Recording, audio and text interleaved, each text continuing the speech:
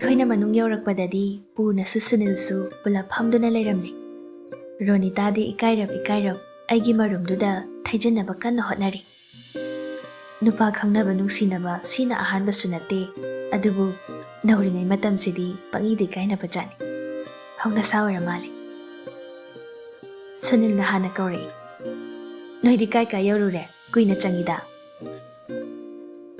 ꯔꯣꯅꯤꯇꯥꯗ ꯑꯩꯅ ꯄꯥꯎꯈꯨꯝ ꯄꯤꯌꯨ ꯍꯥꯏꯕꯒꯤ ꯃꯑꯣꯡꯗ ꯈꯨꯅꯤꯡꯅ ꯀꯛ ꯊꯦꯜꯂꯤ꯫ ꯃꯥꯁꯨ ꯈꯨꯝꯃꯛꯏ꯫ ꯁꯨꯝ ꯋꯥꯔꯤ ꯁꯥꯅ ꯃꯣꯜꯂꯤ ꯂꯥꯛꯄꯩꯅꯤ꯫ ꯍꯣꯏꯗ, ꯀꯟꯅ ꯆꯠꯂꯗꯤ ꯈꯣꯡꯌꯥ ꯃꯁꯛ ꯊꯤꯖꯤꯜꯂꯛꯀꯅꯤ꯫ ꯅꯪꯒꯤꯗꯨꯅ ꯀꯔꯝꯕ ꯆꯦꯅꯦꯜꯅꯣ? ꯄꯨꯔꯅꯅ ꯍꯥꯏꯔꯛꯄ ꯋꯥꯅꯤ꯫ ꯁꯨꯅꯤꯜꯒꯤ ꯀꯥꯔꯟꯗꯨꯗ ꯂꯛꯅꯔꯛꯂꯤꯕ ꯍꯥꯏꯗꯣ ꯑꯣꯏꯔ ꯃꯥꯜꯂꯦ꯫ ꯁꯨꯅꯤꯜꯁꯨ ꯃꯌꯥ ꯍꯤꯒꯠꯂꯤ꯫ ꯅꯪꯅ ꯌꯦꯡ ꯐꯪꯂꯔꯣꯏꯗꯕ ꯆꯦꯅꯦꯜꯅꯤ꯫ ꯑꯅꯤꯗꯨꯅ ꯁꯥꯟꯅꯔꯤꯕ ꯋꯥꯗꯣ ꯑꯩꯈꯣꯏ ꯇꯥꯅ ꯅꯣꯛꯏ꯫ ꯁꯨꯅꯤꯜꯁꯤ ꯉꯁꯤ ꯋꯥꯔꯤ ꯁꯥꯕꯁꯤꯗ ꯈꯪꯂꯦ ꯃꯗꯨꯗꯤ ꯃꯥ ꯃꯆꯤꯟ ꯌꯥꯝꯅ ꯌꯥꯎꯕ ꯅꯨꯄꯥꯅꯤ꯫ ꯉꯥꯏꯍꯥꯛꯇ ꯂꯦꯞꯇꯦ ꯃꯆꯤꯟꯗꯣ꯫ ꯉꯥꯡꯊꯣꯔꯛꯂꯤꯕ ꯈꯨꯗꯤꯡꯒꯤꯁꯨ ꯇꯥꯕ ꯂꯣꯏꯃꯛ ꯍꯦꯛ ꯅꯨꯡꯉꯥꯏ꯫ ꯅꯣꯛꯄꯗ ꯈꯖꯥꯏ ꯅꯥꯍꯟꯕ ꯉꯝꯕ ꯃꯤꯗꯥꯅꯤ꯫ ꯑꯗꯨꯃꯛ ꯈꯗꯥꯡ ꯑꯗꯣ ꯅꯣꯝꯂꯤ꯫ ꯏꯇꯩꯃ, ꯁꯣꯁꯇꯤ ꯕꯥꯔꯇꯣꯟ ꯆꯤꯊꯕꯤꯔꯝꯒꯅꯨꯀꯣ, ꯑꯩꯗꯤ ꯗ꯭ꯔꯦꯁꯀ ꯔꯦꯗꯤꯗ ꯊꯝꯈ꯭ꯔꯕꯅꯤ꯫ ꯅꯪꯒꯤꯕꯨ ꯀꯃꯥꯏ ꯆꯤꯊꯗꯣꯏꯅꯣꯅꯦ? ꯔꯣꯅꯤꯇꯥꯒꯤ ꯃꯃꯥꯗꯨꯁꯨ ꯅꯣꯛꯏ꯫ ꯋꯥꯁꯤ ꯃꯈꯣꯏ ꯃꯁꯦꯟ ꯈꯪꯅꯔꯕ꯭ꯔꯥ ꯅꯠꯇ꯭ꯔꯒ ꯆꯨꯝꯅ ꯁꯨꯝ ꯋꯥꯔꯤ ꯇꯧꯔꯤꯔꯥ ꯍꯥꯏꯕꯗꯨꯃꯗꯤ ꯑꯩ ꯈꯪꯕ ꯉꯝꯗ꯭ꯔꯦ꯫ ꯈꯪꯅꯕꯁꯨ ꯃꯥꯜꯂꯤ, ꯆꯝꯅ ꯋꯥꯔꯤ ꯁꯥꯟꯅꯕꯁꯨ ꯃꯥꯜꯂꯤ꯫ ꯋꯥꯔꯤ ꯁꯥꯅ ꯄꯨꯡꯁꯨ 6 ꯇꯥꯁꯤꯜꯂꯛꯂꯦ꯫ ꯍꯥꯏꯕꯒ ꯇꯧꯕꯒ ꯆꯤꯡꯈꯩ ꯐꯣꯟ ꯇꯧꯔꯛꯏ꯫ ꯑꯩ ꯃꯌꯥꯝꯗꯒꯤ ꯈꯤꯇꯪ ꯆꯠꯊꯣꯛꯂꯒ ꯄꯥꯏꯈꯠꯂꯤ꯫ ꯂꯨꯁꯤꯟꯗꯥ, ꯍꯥꯏꯕꯤꯌꯨ ꯌꯥꯅꯤ꯫ ꯑꯩꯗꯣ, ꯅꯪ ꯀꯩꯗꯧꯔꯕ? ꯑꯩ ꯌꯥꯝ ꯂꯥꯜꯂꯦ꯫ ꯀꯔꯤ ꯍꯥꯏꯗꯣꯏꯅꯣ ꯈꯪꯗ꯭ꯔꯦ꯫ ꯀꯔꯤ ꯍꯥꯏꯅꯤ ꯈꯪꯗ꯭ꯔꯗꯤ ꯍꯥꯏꯗ꯭ꯔꯁꯨ ꯇꯣꯛꯑꯣ꯫ ꯀꯩ ꯀꯥꯟꯅꯕꯅꯣ ꯉꯥꯎꯁꯤꯟꯅꯗꯅ ꯆꯤꯡꯈꯩ? ꯂꯥꯏꯔꯤꯛ ꯂꯥꯏꯁꯨ ꯃꯇꯤꯛ ꯆꯥꯅ ꯇꯝꯅꯗꯨꯅ ꯏꯁꯥꯅ ꯔꯥꯏꯠ ꯑꯦꯟ ꯔꯣꯡ ꯃꯁꯛ ꯈꯪꯂꯕ ꯉꯥꯛꯇꯅꯤ꯫ ꯋꯥ ꯃꯈꯥ ꯇꯥꯅꯕ ꯂꯩꯇꯦ꯫ ꯑꯩꯅ ꯂꯥꯛꯑꯣ ꯍꯥꯏꯕꯗꯣ ꯂꯥꯛꯑꯕꯣ? ꯑꯩ ꯒꯦꯠꯇ ꯂꯩꯔꯤ꯫ ꯑꯩ ꯊꯣꯛꯂꯛꯀꯦ, ꯂꯩꯔꯝꯃꯣ, ꯑꯗꯨꯒ ꯋꯥꯔꯤ ꯐꯖꯅ ꯁꯥꯟꯅꯁꯤ꯫ ꯋꯥꯗꯣ ꯍꯦꯛ ꯍꯥꯏꯕ ꯂꯣꯏꯕꯒ ꯐꯣꯟꯗꯨ ꯀꯛꯏ꯫ ꯏꯊꯟꯇ ꯊꯣꯛꯄꯁꯤ ꯑꯩꯒꯤ ꯈꯨꯗꯣꯡꯊꯤꯅꯤꯡꯉꯥꯏ ꯑꯣꯏꯒꯗ꯭ꯔꯥ ꯍꯥꯏꯐꯦꯠ ꯈꯜꯂꯤꯉꯩ ꯄꯨꯔꯅ ꯊꯣꯛꯂꯛꯄꯒ ꯇꯥꯟ ꯆꯥꯅꯩ꯫ ꯂꯨꯁꯤꯟꯗꯥ, ꯅꯪꯗꯤ ꯕꯕꯥ ꯂꯧꯕ ꯂꯥꯛꯇꯣꯏꯔꯥ? ꯄꯨꯡꯗꯤ 6 ꯇꯥꯔꯦ꯫ ꯑꯩ ꯅꯤꯡꯁꯤꯡꯂꯛꯏ꯫ ꯉꯁꯤꯗꯤ ꯄꯄꯥꯁꯨ ꯂꯥꯛꯀꯦ, ꯑꯉꯥꯡ ꯃꯁꯛ ꯌꯦꯡꯒꯦ ꯍꯥꯏꯈꯤꯕꯅꯤ꯫ ꯃꯇꯝꯁꯨ ꯌꯧꯔꯛꯂꯦ꯫ ꯍꯣꯏ, ꯂꯥꯛꯀꯅꯤ ꯍꯥꯏꯕꯅꯤ꯫ ꯑꯗꯣ ꯌꯥꯝꯕꯣ? ꯍꯥꯎꯅꯦ꯫ ꯑꯁ꯭ꯋꯥꯏꯐꯥꯎꯗ ꯊꯣꯛꯃꯤꯟꯅꯔꯨꯁꯦ꯫ ꯀꯩꯒꯤꯅꯣ? ꯀꯔꯤ ꯋꯥꯠꯂꯒꯦ? ꯃꯤ ꯑꯃ ꯂꯥꯛꯑꯦꯌꯦ, ꯑꯝꯇ ꯎꯅꯔꯨꯁꯤ꯫ ꯔꯣꯅꯤꯇꯥꯁꯨ ꯀꯧꯊꯣꯛꯄ ꯅꯨꯡꯉꯥꯏꯇ꯭ꯔꯦ, ꯁꯨꯅꯤꯜꯁꯨ ꯂꯩꯔꯤꯕꯅꯤꯅ꯫ ꯀꯔꯣꯝꯗꯅꯣ? ꯒꯦꯠꯂꯣꯝꯗꯅꯤ꯫ ꯍꯣꯏ, ꯂꯥꯛꯑꯣ꯫ ꯄꯨꯔꯅ ꯃꯥꯡ ꯊꯥꯗꯨꯅ ꯆꯠꯈ꯭ꯔꯦ꯫ ꯑꯩꯒꯤ ꯕꯦꯒꯇꯨ ꯌꯥꯟꯁꯤꯜꯂꯒ ꯄ꯭ꯔꯞ ꯃꯇꯨꯡ ꯏꯟꯅꯔꯛꯏ꯫ ꯑꯉꯛꯄꯅꯤ, ꯃꯥ ꯋꯥꯍꯪ ꯑꯃꯠꯇ ꯍꯪꯗꯦ꯫ ꯆꯠꯁꯦ ꯍꯥꯏꯕꯗꯨꯃꯛ ꯌꯥꯗꯨꯅ ꯂꯥꯛꯂꯤꯕꯁꯦ ꯃꯥꯕꯨ ꯈꯪꯅꯤꯡꯕ ꯄꯣꯛꯇ ꯖꯥꯠꯂꯥ?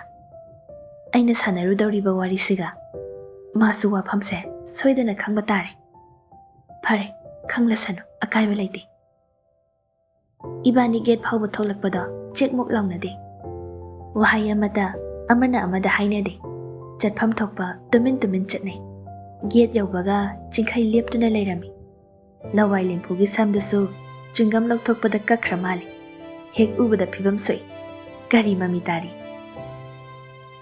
ꯈꯔ ꯅꯛꯁꯤꯜꯂꯛꯄꯗ ꯃꯥꯅ ꯃꯆꯤꯟꯗ ꯁꯣꯟꯗꯨꯅ ꯂꯩꯔꯝꯂꯤꯗꯨ ꯇꯥꯏ꯫ ꯅꯨꯄꯤꯅꯤꯅ ꯑꯗꯨꯛ ꯁꯥꯊꯤꯕꯗꯨꯕꯨ ꯀꯩꯅꯣ? ꯏꯃꯥ ꯄꯣꯛꯄꯗꯒꯤ ꯎꯖꯗ꯭ꯔꯤ꯫ ꯏꯁ, ꯂꯥꯛꯆꯩꯗ, ꯏꯂꯥꯏ ꯂꯥꯏꯅ ꯍꯦꯛ ꯉꯝꯈꯤꯗ꯫ ꯐꯩ, ꯈꯪꯅꯤꯗꯅ, ꯑꯩꯁꯨ ꯂꯦꯝꯅ ꯇꯣꯛꯑꯣꯏ, one day꯫ ꯃꯆꯤꯟꯗ ꯁꯣꯟꯅ ꯂꯩꯊꯣꯔꯛꯄꯗ ꯑꯩ ꯂꯩꯔꯝꯕꯗꯨꯗ ꯈꯪꯄ꯭ꯔꯦꯛ ꯈꯪꯏ꯫ ꯁꯣꯜꯂꯤꯕꯗꯣ ꯃꯈꯥ ꯆꯠꯊꯈꯤ꯫ ꯃꯈꯨꯠ ꯈꯨꯠꯁꯥꯗꯨꯁꯨ ꯑꯃꯃꯝ ꯊꯦꯛꯂꯗꯨꯅ ꯄꯥꯏ꯫ 2 days, 3 days, 4 days꯫ ꯑꯩ ꯆꯪꯁꯤꯟꯗꯨꯅ ꯍꯪꯉꯤ, ꯀꯔꯤ ꯃꯁꯤꯡ ꯊꯤꯔꯤꯅꯣ? ꯁꯨꯝ ꯑꯩꯒꯤ ꯗ꯭ꯌꯨꯇꯤ ꯅꯨꯃꯤꯠ ꯄꯥꯔꯝꯕꯅꯤꯗ꯫ ꯑꯩ ꯆꯪꯁꯤꯜꯂꯛꯄꯗꯨꯗ ꯃꯃꯥꯏꯗꯣ ꯊꯝꯐꯝ ꯈꯪꯗ ꯅꯥꯀꯜ ꯑꯃꯗ ꯑꯃꯨꯛ ꯌꯦꯡ ꯑꯃꯗ ꯑꯃꯨꯛ ꯌꯦꯡ ꯇꯧꯗꯨꯅ ꯂꯩ꯫ ꯑꯩꯅ ꯆꯤꯡꯈꯩꯒꯤ ꯃꯅꯥꯛꯇ ꯆꯪꯈꯤꯕꯗꯨꯗ ꯄꯨꯔꯅꯗꯤ ꯃꯇꯥꯏ ꯑꯃꯗ ꯊꯩꯖꯤꯟꯗꯨꯅ ꯂꯦꯞꯂꯒ ꯂꯩꯈ꯭ꯔꯦ꯫ Chingkhaina wa hairei. Lucinda, aise aigi iralugi excuse ti pham leite. Adubu madu pumbado nangbu pamjarubagini, nuksibagini. Nangi nawongna tawduda aingondagi lapkhidrakibagi nangse aitagi oiningloba. Aiwa marak thatli. Aisibu thawai pandaba pochaklo. Nangi oiningi gaina hairido mibu mi amana property lepsinbadawna lepsinabro. Adunati Begdagi nongmaido prap lauthoaga Chingkhaigi maraibakta khangnamnami. Tawriba thabakdo thomankhibana Chingkhai bapmen ama tahaudabagi sakpham oi. Mamit mana khanglaw lauthore sor thingatuna laiki. Sorry. Nongmai shem tahando Lucinda, please. Nasai haidaine. Nangna seran turan hek tawraba. Nasagi service revolvergi maruna palaga sigena. Chingkhai humang ana pikanglaga nokningda noksinare. Nangna phagi togan basina. Se phagi matang chade. Nongmai se maru yawbani. Suredi iye hainani. Amdando se please. Pakhat bro. Nongmai mato na kokta thamlakpase. Dramatic oi balila drama gi sin man bayam pam daine. Sumai tawbasina traba pamise. Noktum nokningine. Haujipu hai mahida drugs hapsin biga tawdana. Punsi sibu film gi script ni na khaluraba. Kari oina uge. Lucinda. Tawrak iba mawong do ubada nakal da leplamba purna da. Purikhaw humlamba makut prap lokthok na aingolomda yenglai. Wahai amata di hairakte. Magi dubu pakhat libra natraga aigi itawdu kumhayoina yeng libra. Nungairaba movie amagi twist lakpada yaw sinni kawbagom. Masina kari datuna saba midano khangde. Asuk yamna munga hadaba misibo. Thriller film daga yawba serial killer mali. Cold-blooded murderer. Ay nongmaidu Chingkhaigi maraibagtagi lokthoi. Hek lokthokpaga amadusu chaning tana sor asangba mohondoi. Da Chingkhai, ibani waloi sinarasi. Nang soingonda yelaklano. Nang na tawriduga hairadi aina sumaina lemna tharise thapam thoktabani. Adubu wase ay chawthokningde. Papa da su khanghaningde. Papa khangladine. Aina namliba nongmaido nanakong amada kapsilaga nanakong amada phawdokhange hairakani. Bhaptaraba. Chingkhai khumde. Tumin leptuna le. Ma kari di khumluni. Magi machindagi phana phajaba wahainasu aigi wakhal sibudi honganba ngamlaroi. Ngasigi thawdoktuna thajaba pumba amata chithadana chamduna pukhrabani. Gari sodo lokthokduna piraga hairami. Gari si pukro. Aduga nongmaisidi mathang chahigi chairauba numitta machal amana mabung amada khudoloina pek tawraga tharaklage. Lucinda, nongmaidudi piramo. Adu yawdradi aida satarani. Upai laite khara khang tabani. Lucinda, please. Ay mai onthokduna lai. Chingkhai maningdagi yam kanna haihawri. Please. Adumain tawgunu. Ay thabak tatlani Lucinda. Ay sawa pharakanda piraklage. Hapta ama changba yai, tha ama changba yai. Natragana 1 day, 2 days, 3 days, 4 days. Chingkhai upai laite leplaga lehawri. Aina khara chatkhalakpaga purna sunakalde inare. Yambo. How? Aina nongmaiga namdana tawrido khamdri kaigino. Is khamluraga soy laktana kapthorakpada maruna palaga siradi. As kari nupano sibo. Purna engonda haiphet yenglaga noklai. Noigi boyfriend dudi dabang mali ne. Mani yam mani bako. Nang na bandit queen. Ay phairap na purna da yengi. Adudi nang nakari oriba maraksida. Ay na Dr. Yaima. Mana phagi khangtata thorakpaduda ngayhaka khatlamba tension do nemtharakpagum tawre. Khangnong nokningbagi iholama. Adu Lucinda. Nangi wari su kaino aisu khangedana. Wari khangdana noina tawridu yengbadudi subtitle yawdaba film yengba maline. Phagi oina hairakpani. Adubu tasengna mawari do khangningle haiba khangi. Mana adum nahanglabadudadi aishu amuk mangonda liri thokriba pumba. Wari taraba matungda Purna na haire. Lucinda, soiba yaba mafamdadi khong thangjinganu. Nangna ngasi tawrido thongna phai thagatli yai. Adubu mana juice da drug hapsinbagi mahut nangbu yumduda pusilaga physically force tawrakladi nang kamdongni. Nang nanthokduna karamna chelakani. Mana hairi wada chummi. Nupaga yengnabada nupi aikhoi physically sole. Adugi ngaksu natana isa ngakthokchanaba ai self defense technique amattasu haite. Hojiktada khaluraga tu chungba poglai. Ai amuk hana adugumba thabakto tawraroi. Kirei. Aidi ngahaktuda adugi WakhaL tawrudre. Adugi sukanaba phangle. Noigi dabangdugi character dumadi khanghaure. Phare. Madugi maramda yam hena khanjiluranu. Matung tarakpadadi cheksilu. Nangse narai bakti phai ko ibema. Public place amada hospital mamangda mi amabu odusu service da lairiba mahektada nongmai thangatuna namine. Adubu sanai bema matungdadi tawbiganu. Lairiba security singsina uramlabadi miyamna yoya tawraklabadi nangna phingbasina mahausagi machingdo adum lairi. Thabak ama tawbase yarikai WakhaL khallaga tungmang yengmana phai. Magi adugumba wa khangba mano wahai singdo tabada nungai. Pukning si khangyang halli. Jairabasu nungai. Asumna gender based oidana nangdi nupini tawnu haibagi mahutta miyoiba ama oina tawpham thokte hairakpasini aina pamlibasisu.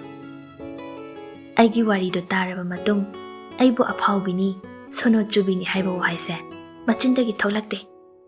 Maduna aigi apenbasu oihankre. Tungdagi papa manba makhola matai. Ngai khone. Onthokduna yenglubada papa oiramle. Wari sarambadagi Purna tung onthokduna kawi. Baba su yorakle. Baba, hakchang kaishu tawde ko. Hakchang budi kaishu tawde. Aduda ngasi nong nini se puk nabi, khwang nabi makanna tawri. Puk naba khaklo, ataidi kai nungai taba yawbage. Oning tawbasu yawi. Puk naba haisi ngarang nungdangdi hekta lengba yadabani. Pung ani mukse naraga leidana kona thangda phabudi phaki. Adusu yengthokpa darkar lei matam manghandabi phat yengthoksi. Ai wari maraktuda yawseli. Papagi khwang nabasidi kuirabani. Stone case kumba leiramba yai. Ahal oirakpasi phajafam khangdeda ibungo. Ahal yam oidrida baba yaga masing surida. Purnagi wariduda punna nokminne. Wari sana changlakpana manung yaure. Papa lakpaduda Ronidasu mama manamma loina harawi. Wari watai khara tawramnaga aisu papaga punna yum halakle. Chak chathoklaba matung papana aigi net exam thanaba kari no suggestion piri larik takli. Exam su kuidrabani July dani. JRF to da khalladi khanna ayam kan hotnaribani. Papana su madugi aim da aigi pangba yaba mating pang. Ngahak larik paminaramlaga pung 8 tasilakpa adwaida makhwang nare haiduna magi kada changlaga hipkhre. Aishu aigi kada ka khalakle. Phana hai sabai wani. Ngasai makai mayam punduna marang tawringai kaimta khalludrabasu hojik ithanta aigi kada leiraba kansidadi WakhaL se ison thare. Nupi oibi aikhoise kaya tona samas asina semlibano. Ishor mana nupi aikhoibu sembada asumna oyu haiduna tongana sarakpa oira jala. Tanjaduda message ama lai Ronitagini ai changduna yengi. Imanabi yambung Purna se nangi WakhaL da phabra phattabra. Ai ngahak mana tharakliba message tu da yengi. Nahan khai sukhang hangkhidriba wani. Gari leira jano hairap khali aduga message reply pi. Madi yam pharidudi kaidawrage. Ronida do reply halai. Kaishu tawdeda. Nangga yam yanana loinabadudha hangbani. Oh, madi aina class 4 karinge adwaidagi khanglaba mini. Yam kanna naksina tinabadi laiteda. Aduisu chahi kuiraklabanina ma karamba mino dude adum khangi. Text ado ina WakhaL lai. Chumi. Purna si aina khangba kuire. Angang oiringaidadi moida papana chatpada aisoi hek yaurami. Khara chawraklakandadi adum chatre. Handak chahi ahum mari mukti masak phawba urujre. Ayambanasu sida laitabagini. Magi medical tambada M.6 tambani. PG swada adum tawi na pau haiphet taki. Mana thoglakpaga thabak changlaba matamdu phawba aiga amuk phawba unadri. Aishu somli school pubaga isagi exam thanaba hotnabaga atopagi WakhaL lamsiludabanani. Ronitagi message ama nauna laklido ubada ai nokthoklei. Ado nang asai geta nupa amada nongmai namhawe na hayi aikhoi ward ki misingse wawa launari. Noi chak thilakbi nupido siphai oibrana panghangda hangi. Nangbu kanada no amu gundi saruriduba. Chingkhaida dhap tawringai nak yata kanana kari tawba ai amata bhab oi hogdre. Nakna leiba misingdo usu usiludabani ngahaki machingduda. Aise misingduna kaino moina khalamani. Haujikta khantharubada ai nokningbana loiri. Isu ikairei. Ai message to handre. Phondo nakalda thamlaga hipthare. Ngahak sini nani khangda khai saururasu haujikta da sauning lambak pumba phakre. Aigi haunabini. Aidi sauba yamna thui. Inthabasu thui. Ngasi phawbada mi amata da ting sokna warubasu leitri. Ngahaki ichilsina pangang nganglabasu maduna punsi chupa yektuna leini haibadumadi aigi oidraba wani. Tumlamdaiduda chingkhaida message ama tharami. Da chingkhai nangi nongmaido Ronitadagi lauro ai hayeng piramlage. Magi number da message deliver tawkhibaga block thamjinkhre. Aduga ishu tumthare. Asumna hohanki tamthi khraba mikup singdusu ilai lai thokna. Nusilabadi ai thengnaba ngamdawa mande. Luhanba haibase ai tali. Yari makhai lai thokpa pambani. Punsi se icham cham na hingba pami.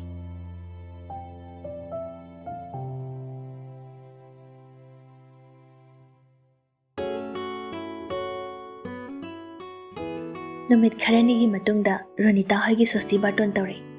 Sosti numitudi laigi soidanaba khara solaga loishinkre. Yumsengba numitudani barton chatlaga chak tawribasi. Suti numit chutai aidi ngantane hekta laktuna thabak yaurare. Ronita hoigi imungado yam ka hena nungaibadi nate. Adubu awatpadi leite. Mabungsu bankta assistant manager oina thabak tawbani. Makhoi machil manau ahomni. Ronitagi mathakta machi ama lai. Mayum pankre. Sida leite. Mapalamda lai. Bamon manakta insang semba yausili. Aidi mayam maraktuda kayadi slow chatkre. Khuchutil hausoibada thangna anirak ahomlak heklen thali. Kona thangda Ronitana kokthore. Yare thabak phabi somda lao angang singna loisinjarasano. Ai khut hamdoklaga thoklai. Ronitana pukhatuna inamagi kada punna angang manakta phaminare. Ronitana hai. Inama yumlongi mi pung kayada laktoino. Laklani chak loisilakpa matanga chapu chanarani. Namanabisi irenjana phamhange di haidadana thabak amuk yawhaluri ne. Wahaiduda ai nokthoklure. Kaisu kaide dai nama. Is ekhoi phajabisiro thabak yawhangano hairise. Khara yaudasano thabak hainabani. Chana maru ama khokpada pung chatre changbado. Yare he ikage tawe ina mai mangda nangsima.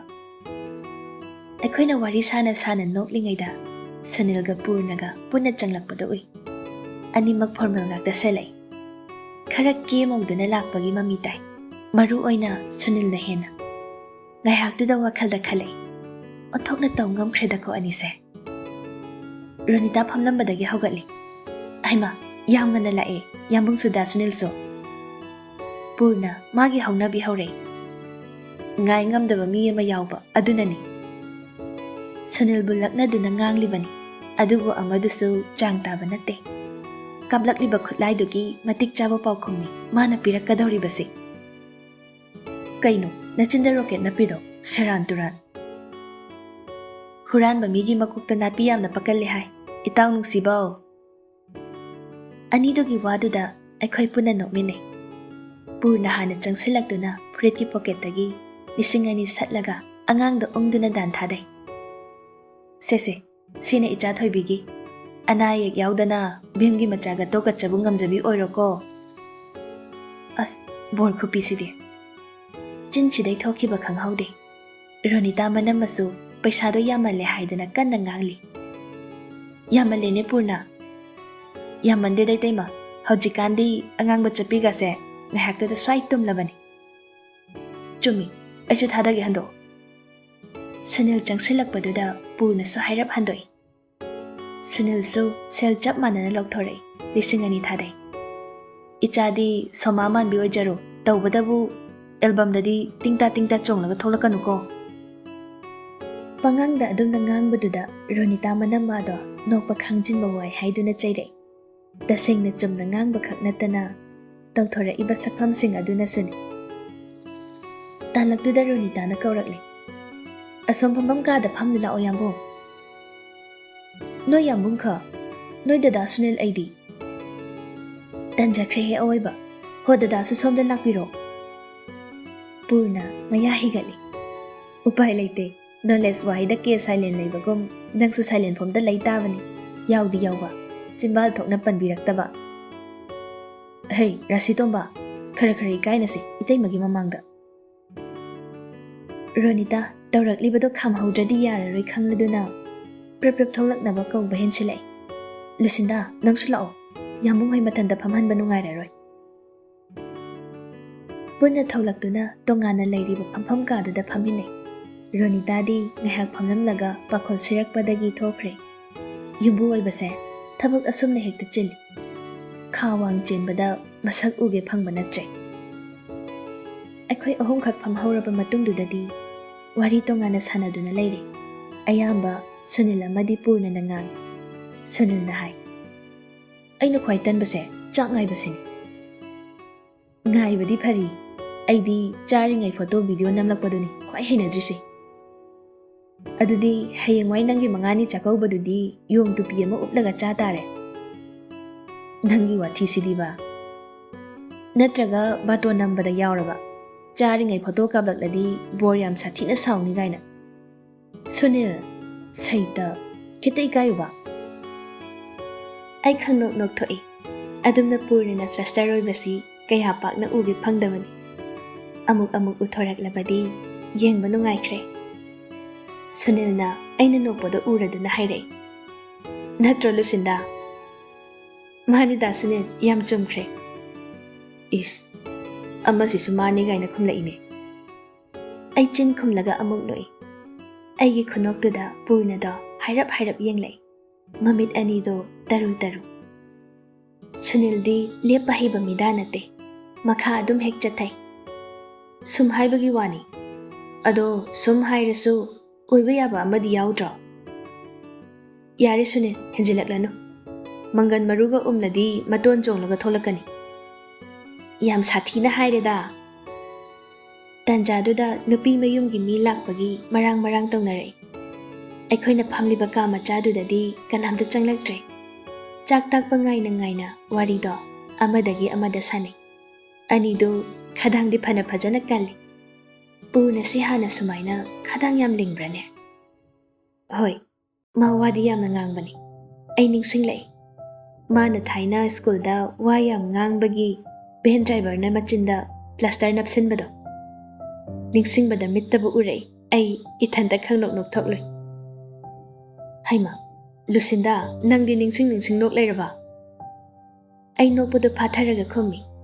Sum, thainay wari nokningba maningsing lakpa. Yambung wayam ngang basi uraga. Purna khudakta aygi wado tapok lay. Kaka bhena chin napsin badura. Ay nokna hoy haibagi mawong da kokto nomi. Ay na ningsingliba tawdok adumak masu chap manana khalami. Ngayhaki matungda chak takle haiduna. Kadudagi thawlakle. Aishu Ronitaga punna nupirom saida phamduna chak chare. Numittuda khangle. ꯅꯤꯡꯁꯤꯡꯂꯨꯕꯗ ꯄꯨꯔꯅꯒ ꯑꯩꯒꯒꯤ ꯑꯣꯏꯕ memories ꯃꯆꯥ ꯃꯆꯥ ꯌꯥꯝꯅ ꯂꯩꯔꯝꯂꯤ꯫ ꯑꯩꯅ ꯈꯜꯂꯨꯗꯕꯅꯅꯤ, ꯈꯜꯂꯨꯗꯕꯅ, ꯚꯥꯞ ꯑꯣꯏꯔꯨꯗꯕꯅ ꯏꯂꯥꯞ ꯂꯥꯞꯅꯕ, close ꯑꯣꯏꯗꯕ ꯃꯥꯜꯂꯨꯕꯅꯤ꯫ ꯃꯥꯗꯤ ꯑꯩꯒꯤ ꯑꯉꯥꯡ ꯑꯣꯏꯔꯤꯉꯩꯗꯒꯤ ꯍꯧꯅ ꯑꯩꯒꯤ ꯑꯄꯤꯛ ꯑꯄꯤꯛꯄ ꯃꯤꯀꯨꯞꯁꯤꯡꯗ ꯌꯥꯎꯗꯨꯅ ꯂꯩꯔꯝꯂꯤ꯫ ꯈꯟꯖꯤꯜꯂꯨꯔꯕꯗꯤ ꯄꯨꯟꯁꯤꯁꯦ ꯂꯩꯔꯥꯡ ꯃꯈꯜ ꯁꯨꯅ ꯁꯥꯠꯄ ꯂꯩꯀꯣꯜ ꯑꯃ ꯑꯣꯏꯔꯝꯂꯤ꯫